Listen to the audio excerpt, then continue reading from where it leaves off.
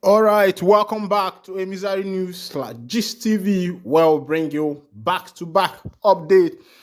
Currently, there is panic in Abuja as the BNG threatens to declare Biafra referendum.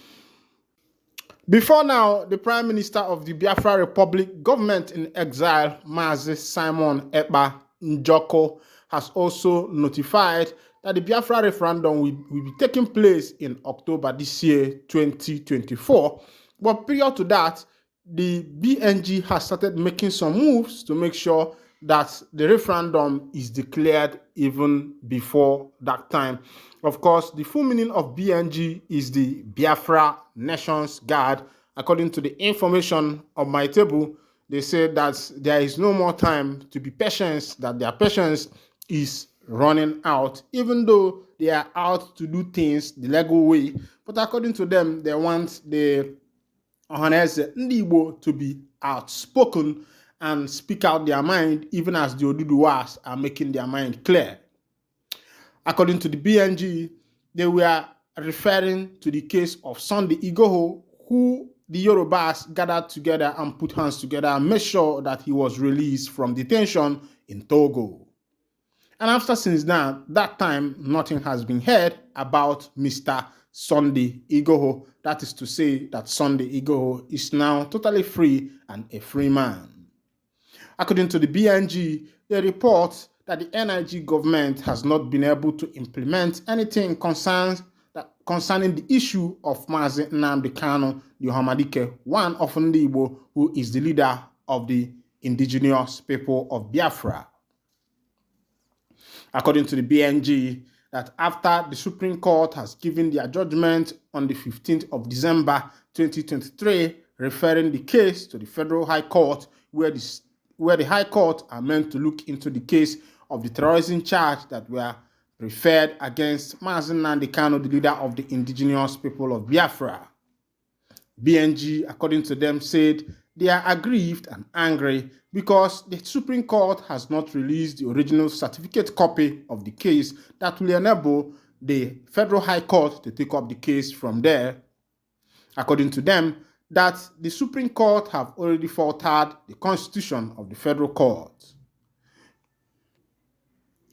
The Nigerian government have also reported that the increase in the citizens of Nigeria applying for foreign universities are part of the things that has contributed to the depreciation of Naira, financial experts narrate. Some financial experts in the country have attributed the current depreciation of the Nigerian Naira to the high demand for school fees abroad, among other contributing factors. Speaking with newsmen, the expert also called on Nigerians to shun foreign goods and prioritize local options to reduce the pressure of the Naira.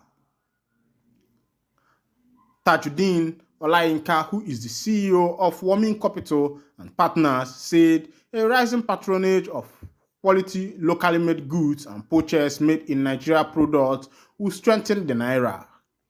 Well, I think I'm looking at what the CEO is saying, that will also help to strengthen the Naira. But the issue is, what is the federal government contributing in making sure that the Naira is stabilized? There are a lot of space in Nigeria where the government can build a crude oil factory, a refining factory. The youth in Nigeria lament over the increase of police arrests and harassment.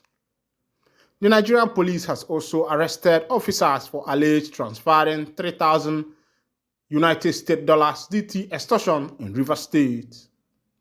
When contacted for further investigation, she declined to confirm how many policemen were arrested or if the victim had been contacted.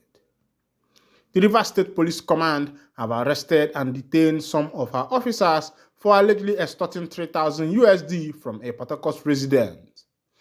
Earlier on Friday evening, a user on X, formerly known as Twitter, with the handle @HarrisonBB18 made a post saying, police officers attached to Rivers State Police Command left Port Harcourt to Abia State, arrested a man took him to Rivers State, Bayelsa State, and entered Uyeli, Delta State. After paying 3,000 USD, they moved him back to Port Harcourt and dumped him.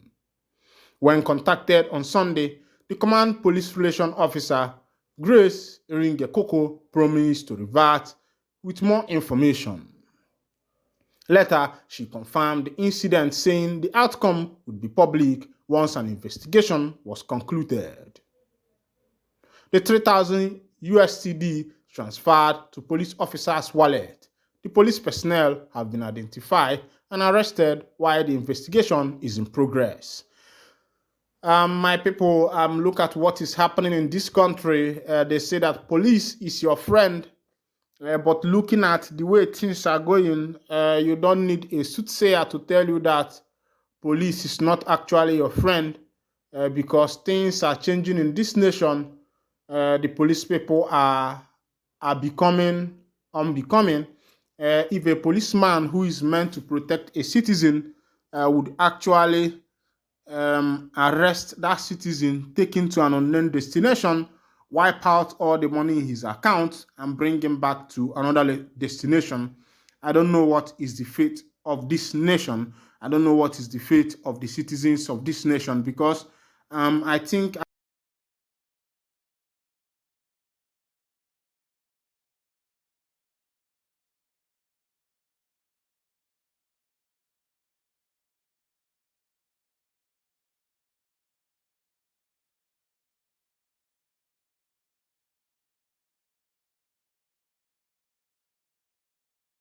fate of other people. Right now in Burkina Faso, another fresh coup attempt has been thwarted authorities. The spokesperson for the government of Burkina Faso denounced Thursday, January 18, what he called an umpteenth attempt at destabilizing the Sahelian nation. He said a coup attempt had been foiled and alleged coup plotters arrested, citing findings of preliminary investigation. Rintaba Jean Emmanuel Kwandago said the coup was scheduled to take place on January 14th. He added that a network of military officers, some retired, some active, as well civilians and activists conspired to destabilize the institution of Burkina Faso. The network alleged sought to target citizens, what bodies to sway the people's support for the ruling MPSR, Patriotic Movement for Safeguard and Restoration. Foreign fundings was being unblocked for the accused to proceed with their plan.